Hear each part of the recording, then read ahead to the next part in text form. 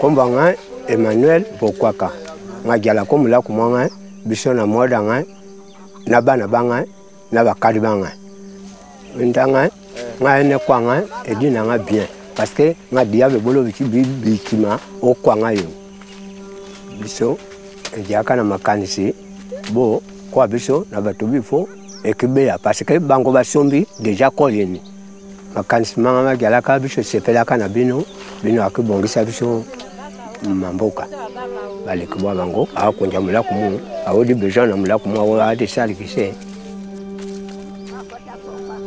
La forêt du bassin du Congo est immense. Elle s'étend sur 6 pays et couvre une surface totale d'environ 2,5 millions de kilomètres carrés.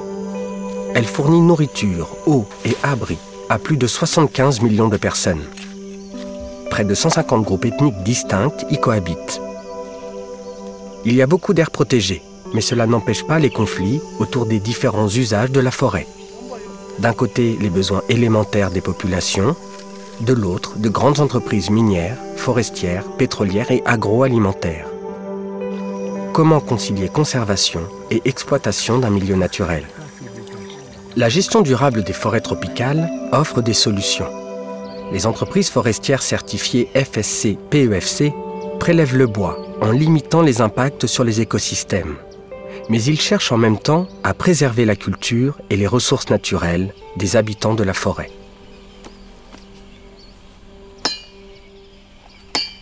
Dans la gestion durable, le volet social est très important. Parce que dans ces forêts vivent des humains.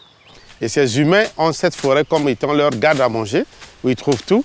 Et s'il y a une exploitation qui n'est pas durable, c'est celle qui détruit les ressources avec les communautés autochtones. Dans le cadre des sociétés qui sont certifiées, la certification, par exemple, leur demande de réserver, même dans la zone d'exploitation, une zone pour les communautés autochtones. Donc ces mêmes communautés sont associées pour faire une cartographie sociale qui permet de sécuriser dans la zone de l'exploitation les ressources clés.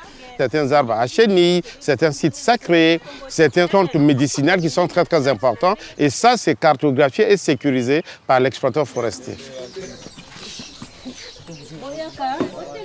Mon métier consiste à identifier et protéger les sites des communautés.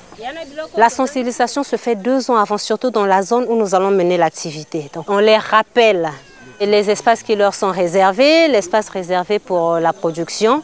Et ensuite, ensemble avec elles, nous élaborons des cartes au sol. Après transcription sur papier, ensemble avec les communautés, nous rentrons dans la forêt pour identifier et protéger leur site. Et ensuite, si c'est un arbre à vertu médicinale ou un arbre à vertu nutritionnelle, c'est elle qui marque sur les essences le PP qui est un pied protégé. Et donc, nous les formons dans la manipulation du GPS, comment prélever un point et comment le valider. Et ensuite, je les transforme en cartes géoréférencées qu'on valide ensemble avec les communautés. En gestion durable, par principe, aucune forme de pression ou de manipulation n'est admissible. Cependant, il est vrai que les populations ne peuvent pas s'opposer à l'attribution d'une concession. C'est le cas au Congo-Brazzaville où les terres appartiennent à l'État. Pour garantir les droits des populations, ils sont donc impliqués dans la prise de décision. N'oubliez pas que ces exploitations forestières se passent dans des zones très enclavées où souvent il manque le minimum vital pour ces communautés, les centres de santé, les routes, les écoles. Donc dans le cas des sociétés qui sont certifiées, les communautés s'y retrouvent parce que pour beaucoup d'entre elles, elles sont associées et leurs revendications sont écoutées. Donc tous ces aspects font que dès que l'exploitant arrive, il apparaît comme la personne qui doit résoudre tous ces problèmes. La société, dans le cadre du plan d'aménagement, a mis en place ce que nous appelons le fonds de développement local. Les populations touchent une partie des bénéfices de l'exploitation forestière. Et ce fonds permet effectivement aux communautés de présenter certains micro-projets d'intérêt communautaire et ils bénéficient des petits crédits qui permettent de mener ces activités génératrices de revenus. En dehors de ça, il y a aussi des réalisations qui se font, comme les écoles, les postes de santé. Et nous avons construit des fourrages Il y a des villages qui se métamorphosent au fur et à mesure et ça se voit. Les actions des forestiers ne s'arrêtent pas là. Ils fournissent du travail aux villageois, autrement dit des emplois rémunérés.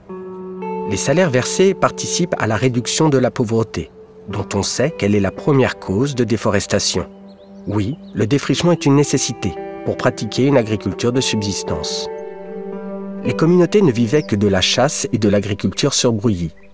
Elles ont aujourd'hui accès à des revenus. C'est toute l'économie locale qui en bénéficie.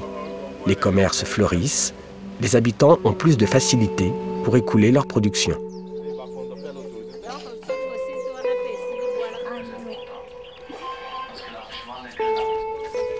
Je m'appelle Mbane Joseph Florian. J'entre à Palisco le 8 décembre 1993. Je suis conducteur d'engin lourd. Un métier très technique. Moi, j'ai appris avec plusieurs formateurs dont j'ai acquis beaucoup de compétences. Aujourd'hui, je suis qualifié, bon technicien.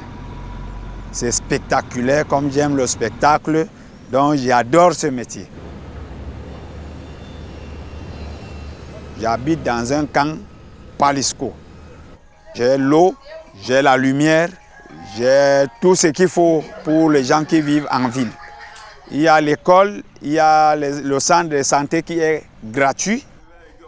On était habitués à tendre les pièges, faire la chasse, vivre de la cueillette. Palisco nous a un peu désenclavés pour un développement meilleur.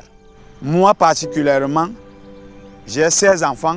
Je parviens à les nourrir, je parviens à les faire partie des grandes écoles à travers la société forestière Palisco. Donc ça donne du boulot et on a moins de chômeurs dans notre région. En définitive, la gestion durable des forêts participe grandement au développement économique de ces régions.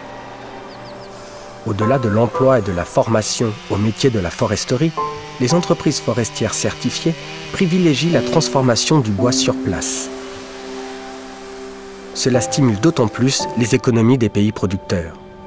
Ce partage des richesses est source de revenus pour tout le monde, les entreprises, leurs employés et bien sûr l'État.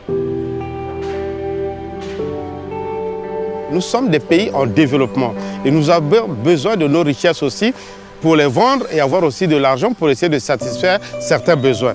Et donc, on peut concilier conservation et développement. Le modèle de la gestion durable, pour moi, c'est un modèle qui marche parce que je pense que les communautés sont très contentes actuellement de voir qu'elles sont associées à la prise des décisions concernant la gestion de leurs forêts, ce qui ne se faisait pas avant. Donc, pour moi, ce modèle, il n'est pas encore parfait à 100%, mais c'est un bon modèle qu'il faudra améliorer avec le temps, avec l'évolution et le changement de mentalité.